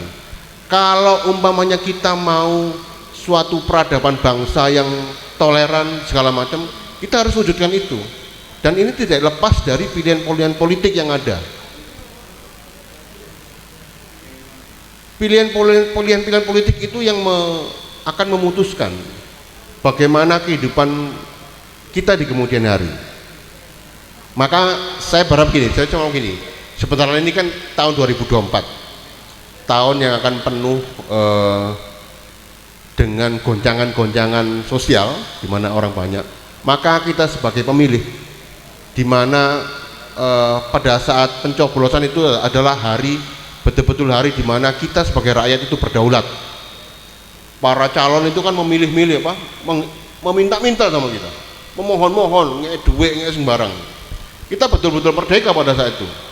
Maka pergunakanlah hak politik itu sebagai hak untuk menentukan masa depan bangsa ini. Jangan karena 1.000 baru kemudian sing apa pelaku-pelaku yang diceritakan oleh Mas Akol tadi tetap bergentayangan umpamanya, tetap bisa berkuasa. Jangan pilih lagi seperti itu. Banyak lagi hal-hal yang berkaitan dengan karakter bangsa umpamanya. Saya sering di dalam forum-forum ini, terlepas teko anu ya, saya cuma menambahkan bahwa saya sangat bangga dengan hal-hal yang diceritakan oleh Mas Akol dan juga Pak Lurah tentang desa ini. Bagaimana sebuah komunitas itu menjaga karakter desanya itu menjadi sangat penting. Kita itu sekarang berjalan seiring dengan yang namanya teknologi modern. Teknologi modern tentu lebih menjanjikan, tentu lebih akan membuat kita menjadi lebih nyaman. Tapi apakah betul-betul nyaman? Karena menurut saya teknologi modern ini akan sebenarnya lebih menjauhkan kita sebagai manusia gitu ya. Handphone gitu ya. Kita di warung jadi jarang ngobrol karena handphonean kabeh gitu ya. Kemudian bentuk pasar-pasar modern gitu ya. Kalau kita di Alfamart, kalau dulu pasar tradisional itu emak saya gitu masih sering punya kenalan orang Tionghoa jual elektronik, orang Madura yang jual ikan, karena nyang-nyangan gitu loh, ada interaksi. Mereka, jadi ibu saya kalau ke pasar itu kenalannya banyak. Kadang-kadang beli bumbu 5.000 malah terus njaluk tambah kacang gitu kan, sering begitu. Itu ada interaksi. Tapi kalau kita lihat pasar-pasar modern seperti Alfamart, Indomaret itu kan enggak ada interaksi itu. Kita paling cuma ngobrol sama kasir, itu pun lek wani ngomong. Tetapi pada intinya bahwa kemajuan teknologi modern ini harus diiringi dengan banyak-banyak perjumpaan. Maka saya akan kita kalau umpamanya kita masih kecil gitu kan sering disampaikan bahwa negara kita adalah bangsa yang ramah tamah, gotong royong. Benarkah demikian dengan kondisi hari ini? Maka saya selalu berharap pada teman-teman yang bergerak di bidang kebudayaan, kesenian untuk selalu menyampaikan tentang hal-hal seperti ini. Dan Gus Durian itu adalah salah satu wadah saja untuk mewujudkan apa yang ingin kita capai. Dan saya pikir Anda menjadi seorang Gus Durian itu juga tidak harus terikat dengan jaringan Gus Durian. Yang membedakan itu kan pada logo sebenarnya. Kalau Anda memakai logo Gus Durian berarti ada syarat administrasi, minta izin segala macam. Tetapi untuk menjadi seorang Gus Durian tanpa logo tadi, Anda bisa bergerak dalam wadah apa saja. Sebagai pribadi yang apa saja, di mana saja Anda bisa menjadi seorang Gus Durian. Karena Gus Durian itu adalah perjuangan nilai-nilai sebenarnya. Bagaimana kita bisa menyampaikan nilai-nilai yang pernah dilakukan dan diajarkan oleh seorang Gus Dur kepada masyarakat luas. Gus Dur adalah seorang yang berkomitmen, mulai masih menjadi seorang santri, ketua PBNU, sampai menjadi seorang presiden, hingga pasca turun menjadi presiden. Beliau adalah seorang yang komitmen. Bahkan untuk menegakkan demokrasi, beliau sering mengumpankan dirinya untuk dikritik, dihujat habis-habisan. Dia tidak akan marah, dia hanya ngomong gitu aja kok repot gitu. Karena beliau membiarkan orang-orang untuk berbeda pendapat. Karena itulah demokrasi. Tentu kita semakin akan susah ketika untuk berbeda pendapat saja dilarang. Untuk berbeda pendapat saja orang harus dihilangkan namanya. Atau harus dipenjara karena aku tidak setuju sama kamu. Itu akan menjadi lebih parah ketika kondisi demikian menjadi yang terjadi pada sekitar kita. Jadi banyak hal yang bisa kita lakukan. Kita tetap harus optimis bahwa bangsa kita mempunyai sejarah yang luar biasa tentang hubungan manusia, hubungan dengan lingkungan, hubungan dengan antar keluarga. Kita semuanya punya itu. Mari kita gali itu. Maka saya sangat respect dengan Mas Akol ya, kemudian banyak menggali nilai-nilai Jawa gitu ya, dengan organisasinya IJIR ya. Itu kemudian karena tidak banyak anak muda yang kemudian mau memperkenalkan tampil dengan identitas kejawaannya. Coba sekarang kita hitung kalau di kota itu ya, anak-anak muda itu lebih banyak nari Korea daripada nari Jawa. Lebih atau makanan-makanan tradisional kita yang mulai tergerus dengan makanan-makanan Jepang, makanan Korea gitu. Anak-anak sekarang itu kan lebih hafal dengan makanan Korea itu ramen gitu ya. Terus apa lagi? Makanan Korea apa lagi ya? Apa coba? Itu. Tapi makanan-makanan tradisional itu apakah hafal? Mengenai jenang planting gitu ya atau yang lain?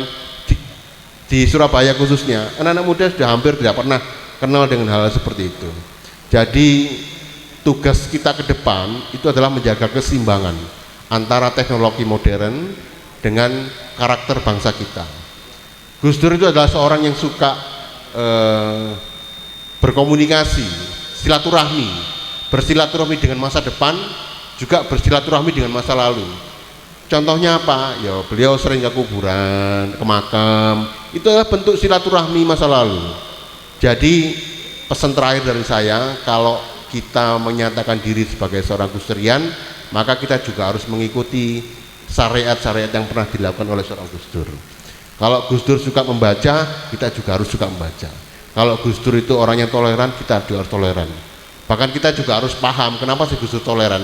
Apakah seorang Gus Dur membela Kristen itu apakah karena dia membela Kristen? Apakah Gus Dur membela seorang LGBT, apakah dia membela LGBT? Tidak. Karena Gus Dur mencoba untuk mencapai tujuannya, yaitu keadilan dan kesetaraan. Itu yang penting, bukan karena membela Kristennya, bukan, tapi supaya ada kesetaraan di antara kita semua umat manusia di Indonesia ini terutama. Jadi saya masih optimis dengan bangsa ini. Terima kasih untuk teman-teman Trenggalek. Saya harap nilai-nilai ini terus disebarkan, dipraktekkan sekecil apapun yang kita bisa, apalagi dengan para leadership yang sangat luar biasa. Jadi mari kita manfaatkan sebaik-baiknya, karena masih ada orang yang bicara tentang Gus Dur. Saya tidak bisa bayangkan kalau kemudian 5 atau 10 tahun lagi kita tidak punya sosok yang bisa kita ceritakan. Kita tidak lagi punya atau kita sudah lupa siapa sih sosok-sosok orang yang pernah berjasa tentang kemanusiaan dan bangsa ini. Jadi ini adalah upaya untuk melawan lupa demi membangun peradaban Indonesia yang lebih baik. Demikian dari saya, matur nuwun. Assalamualaikum warahmatullahi wabarakatuh.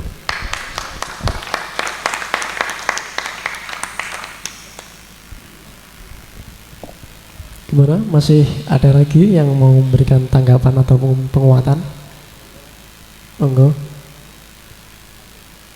Oke, Pak Hanafi. Assalamualaikum warahmatullahi wabarakatuh. Berbicara dengan Gus Dur, apa yang telah disampaikan oleh Pak Akhol ini memang benar sekali.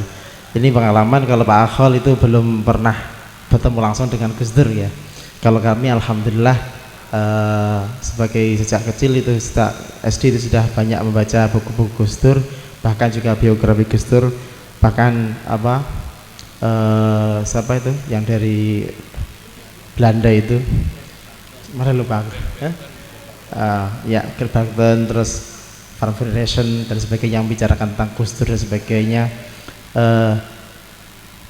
sehingga ketika kami Masya Allah ketika di MI itu sudah ada 3 tokoh yang menjadi idola, yakni Gus Dur, Cak Nur dan juga Cak Nun, itu diantaranya. Dan alhamdulillah pada saat kami sebagai dengan Gus Dur ini, Pak Akhol, Kang Dur ini sebagai ketua Gus Durian Trenggalek, sekaligus kami itu juga menjadi pengurus IPNU di saat itu pada tahun 2003 ketika di Kongres IPNU di Surabaya 2003, kemudian 2006 ya di Brebes, dan juga 2008 ya di mana di Pondok Gede. Ketika Gus Dur hadir, memang begitu. Gus Dur hadir memang Gus Dur itu luar biasa. Ketika beliau sudah ngomong, semua orang yang ada di dalam ruangan itu tidak ada yang bisa bicara. Diam dengerin Gus Dur. Padahal Gus Dur ya ngomongnya ya kayak seperti itu dah. Cuma dawuh Gus Dur itu bisa menghirup semuanya, itu bisa terdiam mendengarkan dawuh-dawuh beliau.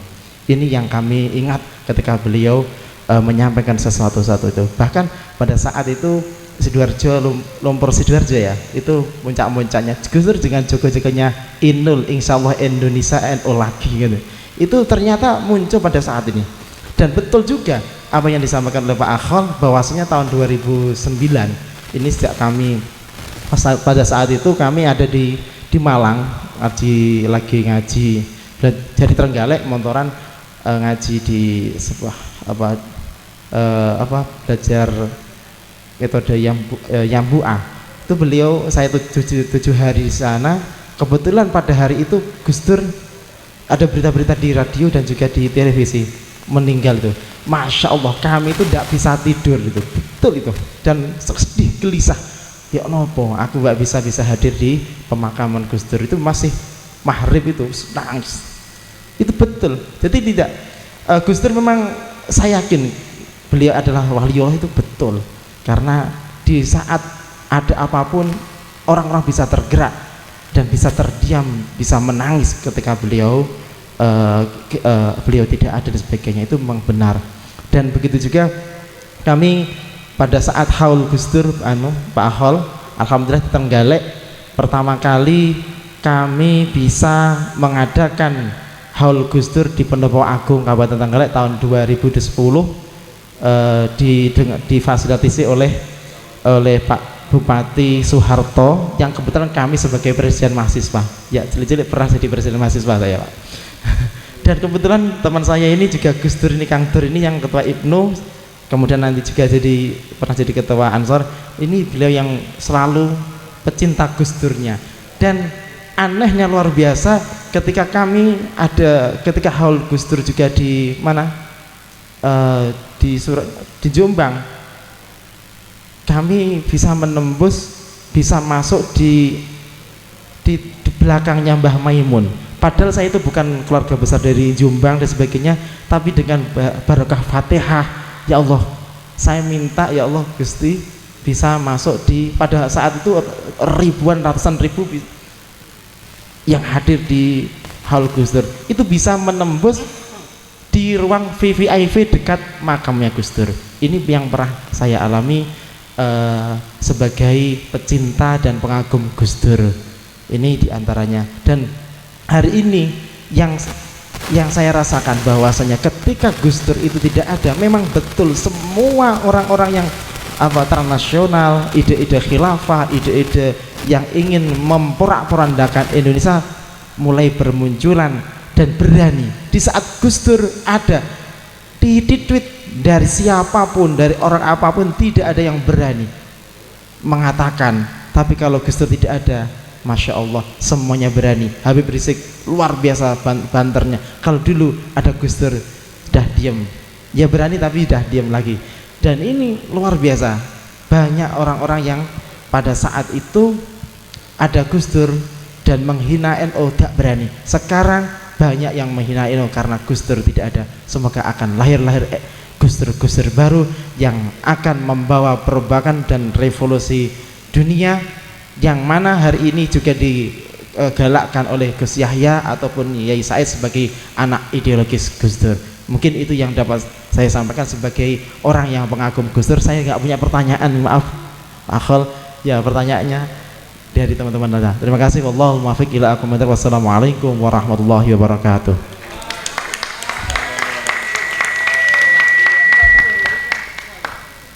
Baik, disampaikan terima kasih kepada Pak Hanafi tadi atas pengalamannya sebagai pengagum Gus Dur. Kira-kira masih ada lagi dari teman-teman yang hadir? Kayaknya sudah tidak ada ya. Menambah. Ada. Oh, oke. Monggo, Pak Dur. Oke, matur suwun sangat. Yang kita muliakan Pak Alkhol. Jadi saya membayangkan narasi yang disampaikan Pak Alkhol itu betul-betul melangit. Saya bingung bagaimana menyampaikan ke generasi muda pola yang bagaimana untuk saya lakukan agar menjelaskan secara sederhana dawuh-dawuh panjenengan ke generasi yang akan datang ini. Dengan metodologi apa panjenengan yang jangan dawuhkan ini agar mudah sekali untuk diterima baik secara rasional maupun kalbunya, gitu. Sehingga bisa mengkarakter dan bisa menjadi sebuah peradaban lah untuk masa depan. Saya membayangkan bagaimana ya, tolong saya betul-betul dikasih apa ini untuk rumusan-rumusan khusus untuk bisa saya aktualisasikan bersama sahabat-sahabat saya yang mulia ini untuk mempercepat proses itu, Pak Akhol. Jadi kalau saja tadi mikirin sampai kontemplasi, mikir, wah iya saya temu iki. Nah, untuk mempercepat proses kontemplasi itu, untuk proses penyadaran diri baik secara rasional, akal maupun kalbu itu bagaimana Pak? Apakah perlu riyadhah? Kalau bayangnya riyadhah kalau dhewe berat lek kon poso. Nggih. Lek wau Mbah sinten budayawan Ndurinan. Kalau Mbah Tiwul saya lihat beliau itu riyadhah betul, lahir batin itu bisa seperti itu. Tapi kalau generasi milenial itu, kalau Mbah ini lihat ratu rusak wengi itu wis mumet awan. Itu pripun Pak Akhol, mohon berkenan dawuh-dawuh khusus untuk ini. Karena sudah lingsir wong ini iki. Nuwun pangapunten matur suwun. Assalamualaikum warahmatullahi wabarakatuh. Disampaikan terima kasih untuk Pak Dur. Beliau adalah koordinator Gus Durian Trenggalek Pak Akhol. Nggih. Jadi ini mohon untuk ditanggapi dan sekaligus sebagai closing statement ngoten nggih. Karena ini waktunya sudah mendekati jam 1. Nggih, monggo disilakan Pak Akhol. Makin malam makin serius pertanyaan, bukan pertanyaan, saya tidak pernah meresponnya sebagai pertanyaan. Mas Yuska terima kasih karena tambahan perspektifnya, dan 100% saya bersepaham dengan beliau. Bagian yang perlu saya highlight ya dari saya pertebal ya dari Mas Yuska adalah soal perjuangan hak asasi manusia. Jadi gampangnya begini, perjuangan toleransi dan keadilan itu kalau dipendekkan itu ya perjuangan hak asasi manusia. Karena perjuangan hak asasi manusia, maka yang dihadapi selalu adalah negara, bukan kelompok masyarakat. Jadi praktek diskriminasi itu selalu aktornya negara, baik secara langsung maupun secara tidak langsung. Bagian ini agak rumit ya, saya kira butuh sekolah khusus untuk bagian ini ya, sekolah Gus Dur, pemikiran Gus Dur, tapi ada satu bagian sekolah advokasinya, sehingga nanti nggak keliru. Karena itu bagian ini penting juga saya manfaatkan agar nggak salah paham. Ketika saya membincang tentang cita-cita toleransi dan keadilan untuk Indonesia dan jalannya adalah perjuangan advokasi, terutama hak asasi manusia, maka selalu yang dihadapi adalah negara. Karena dalam diskursus atau dalam wacana HAM, aktor pelanggar itu negara. Masyarakat tidak pernah disebut sebagai aktor, sebagai pelaku. Gitu. Nah, karena negara yang dihadapi, maka Gus Durian di berbagai level, kabupaten, kota, nasional, bahkan di tingkat desa, itu harus memerangkati dirinya dengan kemampuan mengadvokasi isu keadilan, isu kesetaraan, yang terus-menerus akan selalu berurusan dengan negara, kurang lebih begitu. Permasalahannya adalah hari ini negara kuat banget. Semua yang dulu ada di garda depan civil society juga isu yang diperjuangkan Gus Dur itu terserap oleh negara karena kuatnya negara. Apakah hari ini tampak lebih baik? Mungkin. Ada banyak sekali regulasi yang lahir dan menjamin kesetaraan, mungkin. Tapi apakah itu baik untuk masa depan civil society? Saya harus jawab tidak. Karena dulu orang-orang yang berada di garda depan perjuangan ini dan melakukan gerakan yang vis-a-vis berhadapan dengan negara, sekarang itu terserap semua di dalam tubuh negara. Tersisa Mas Yuska saja yang belum. Jadi nanti menurut saya termasuk Mas Dur ya kita bikin sekolah pemikiran Gus Dur di Trenggalek. Berbagai halnya nanti ubur ampenya bisa dibincang dengan Mas Imam, dengan Mas Yuska. Nah kalau ada kesempatan tolong saya kasih bagian yang pendidikan advokasinya. Nanti kita akan ngomong detail, mengudar bagaimana menganalisis sampai strategi melakukan advokasi. Karena seperti kata Mas Yuska tadi, Gus Durian itu banyak dan tidak harus berhimpun, sendiri-sendiri juga bisa. Memilih haluannya berbeda-beda juga boleh. Kebetulan saja saya memilih haluan advokasi sampai hari ini, dengan cara diam ataupun berteriak-teriak. Kalau saya memilih diam, ada teman yang suka berteriak-teriak. Nah, oke, sampai di situ. Maka bagaimana membumikannya? Salah satunya dengan ini penyakit kampus sekali, seolah-olah semuanya dengan pendidikan, tapi tidak. Salah satunya saja dengan memperbanyak sekolah pemikiran Gus Dur. Nah, Trenggalek harus melakukan itu. Kader-kader yang tadi muda-muda dari lintas agama itu harus dikasih kesempatan lebih besar untuk bisa bertemu dalam suatu sistem kaderisasi yang paket materinya sudah sangat utuh. Selain pemikiran Gus Dur juga advokasi.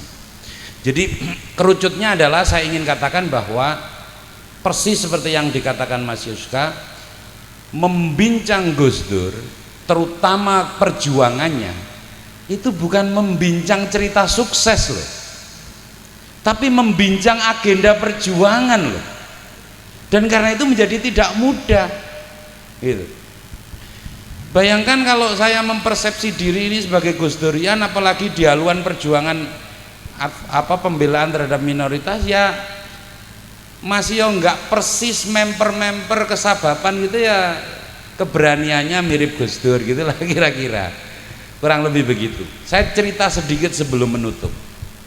Saya ingat persis 2010 itu pertama kali Mbak Alisa Wahid melakukan konsolidasi di Jawa Timur untuk suatu aliansi sosial, gerakan yang nanti kemudian diberi nama Gus Durian. Itu di awal sekali 2009, sesudah periode peringatan 3 hari, 7 hari, 40 hari, Mbak Alisa gerilya. Nah, kebetulan saja saya tahun-tahun itu punya lembaga di Surabaya yang sangat dekat dengan anak-anak Gus Dur. Lembaga itu namanya SIMARS. Namanya saja sudah aneh ya, cemar. Center for Marginalized Community Studies. Itu pusat kajian marginal, kelompok marginal. LSM, NGO. Tapi saya kalau di daerah ngomong LSM takut Mas Yuska. Karena LSM di Surabaya, di Jakarta itu beda banget dengan LSM di daerah. Sebut saja itu CSO ya, yang memang melakukan advokasi minoritas. Nah, kebetulan Mbak Alisa atau putri Gus Dur yang lain, Mbak Inayah terutama, itu sirkulasinya di SIMARS itu. Konsolidasi awal itu kita ke Jombang, ke Surabaya, ke Malang, itu dari SIMARS itu awalnya. CMARS, Center for Marginalized Community Studies, itu lembaganya masih hidup. Saya mendirikannya bertiga sama Mas Inung, Profesor Zainul Hamdi, sama Mbak Yuni dan saya. Nah, ketika pertama kali Gus Durian mau dibentuk, kita bertemu di Jombang. Ini sekaligus cerita flashback ya. Saya waktu itu bilang ke Mbak Alisa, Gus Dur itu mewariskan satu hal yang paling mendesak kita perjuangkan. Apa?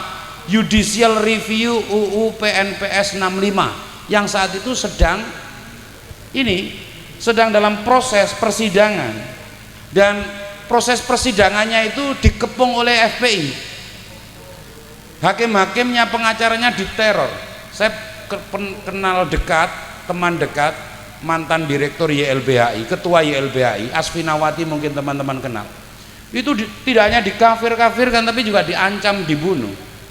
Proses persidangan UU PNPS itu, saya bilang ke Mbak Alisa saat itu, Mbak, apakah tidak menarik bila anak-anak ideologis Gus Dur yang mau diikat dalam satu jaringan itu memberi tanda tangan untuk mendukung pencabutan Undang-Undang Nomor 1 PNPS tentang penodaan agama.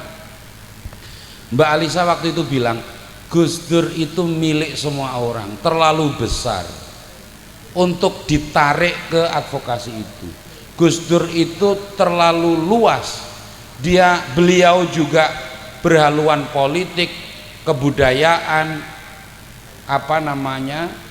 luas banget gitu loh. Tidak bisa diseret untuk satu kepentingan mendukung pencabutan undang-undang PNPS nomor 1 PNPS 65. Menurut saya pada saat itu ini undang-undang yang menjadi akar dari seluruh praktek diskriminasi di Indonesia.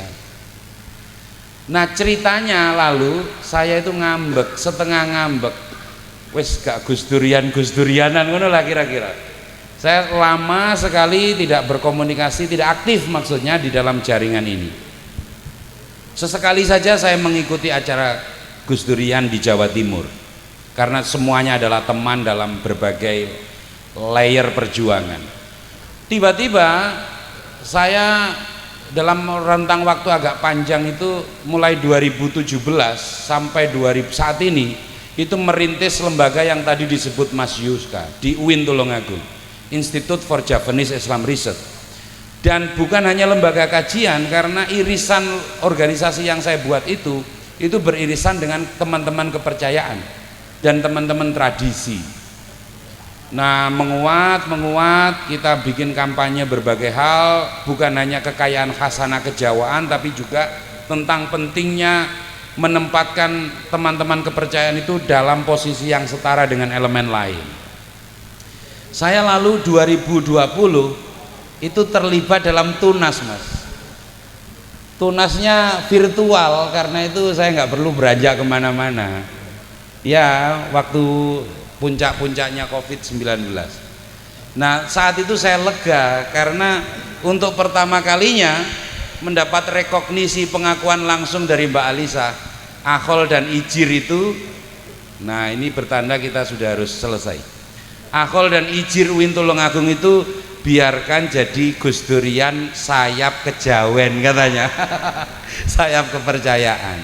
Jadi saya senang sekali pada akhirnya lembaga saya menjadi satu bagian dengan Gus Durian, betapapun konsentrasinya agak berbeda dengan teman-teman yang lain melakukan advokasi pembelaan terhadap kelompok teman-teman kepercayaan kebatinan di Indonesia. Nah akhirnya saya menyimpulkan obrolan dengan Mbak Alisa di tahun 2010 itu memang Gus Dur dan Gus Durian itu memang luas banget.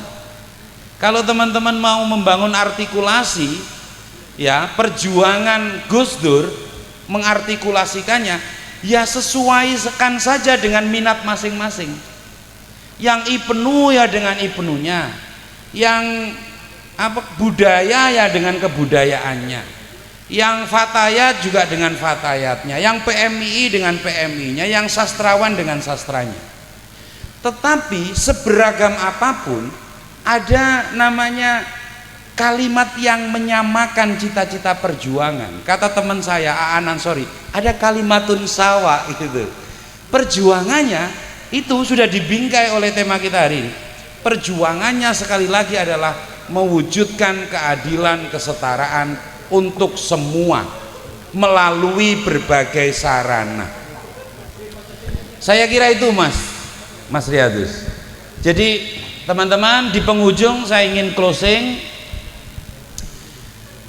Anda, saya ini sama, orang-orang yang nyadong berkah, anak-anak muda yang nyadong berkah untuk layak menempelkan diri menjadi anak-anak ideologis Gus Dur.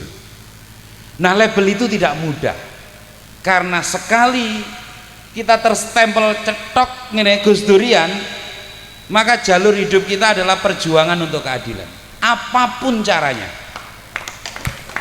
Terima kasih. Selamat malam, wallahul muwaffiq ila aqwamit thoriq. Assalamualaikum warahmatullahi wabarakatuh. Ya, saya highlight yang satu tadi ya. Sekali lagi kita terstempel secara Gus Durian, maka wajib mewujudkan cita-cita untuk mewujudkan keadilan untuk sesama manusia. Oke, itu tadi. Jadi karena sudah malam, saya cukupkan ya. Saya tutup. Wallahul muwaffiq ila aqwamit thoriq. Wassalamualaikum warahmatullahi wabarakatuh.